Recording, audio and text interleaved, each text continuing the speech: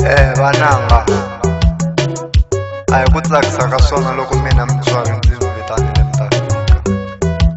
Ndzi lava ku mi nyika nyiko, nyiko leyi ya vutomi, hi yona yi nga na vumunhu ndzeni, yi nga na rirhandzu, yi nga na ku navela leswinene, yi nga na ku endla leswinene. Ku nga ndlela leyi nga ta endla ku mi ya matilweni, kumbe ku va ndlela leyi yi nga ta endla ku vanhu va mi langusa va mi vona mi ri vanhu, hayi swiharhi swa vana. A ndzi lavi ku fana na vona vatswari lavo ku na milawu emitini ya vona, mara va nga vekanga va ri n'wana u tlule nawu loko se ku humelele swo va nga vuyelangi sweswo a swi laveka mutini. Se vana nga ni nyika milawu mi swi tiva ku na mi rhandza ku mi nyika yona. Mina va tintombi na n'we va majaha ndzi vula ni tiyisini leswaku eku rhandza ngopfu majaha hambi ku ri vanhwana vana nga hi yona ndlela ya hikuva van'wani va hete va duvulana va duvulaya ya swi yisa tilweni vananga. Ndo mi sinya yilisani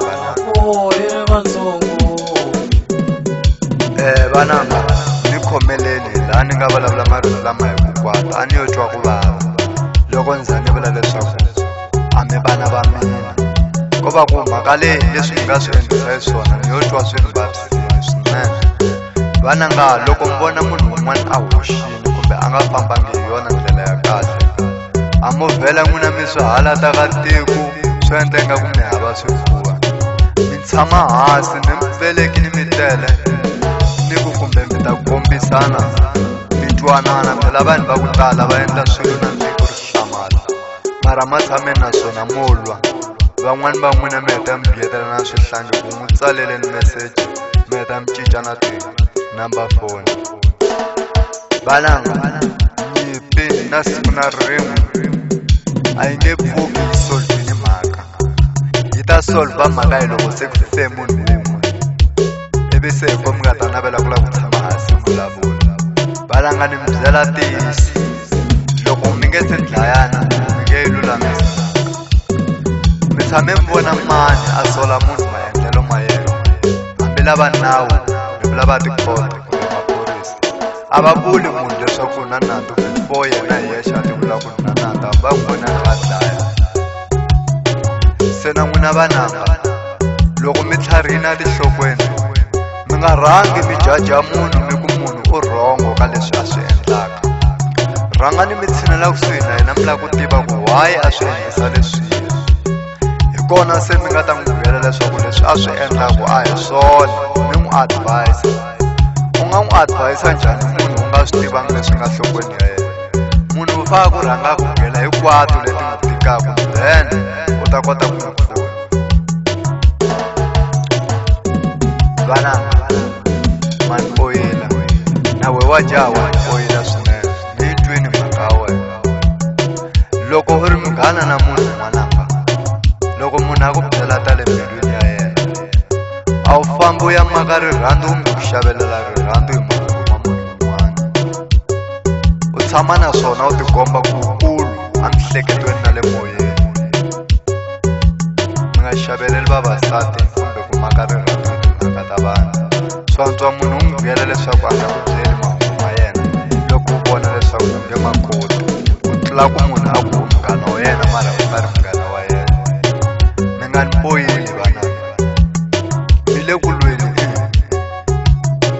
kumbe mi lava ku fa wun'we, ma ni nyumisa, ma ni hlatisa.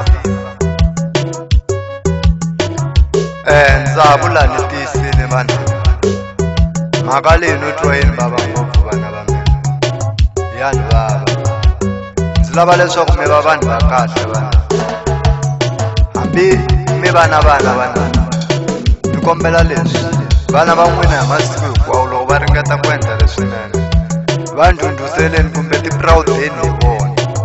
Hi ku loko u nga ti-proud hi n'wana wa wena loko endla leswinene, u vona a endla leswi swo ka swi nga ri swona, kumbe u vona a endla leswi nga ri swinene kasi u endla leswinene, siku siku rin'wana u ta endla leswi wena u ngo hi swona leswinene hi ku ya hi yena a ni tivi u ta nave ku misava yi pfuleka yi ku ziphela u tlhela u nga ha humi hi mhaka ku a wu swi lavi ku tindluluzela hi n'wana wa wena loko a yi na leswinene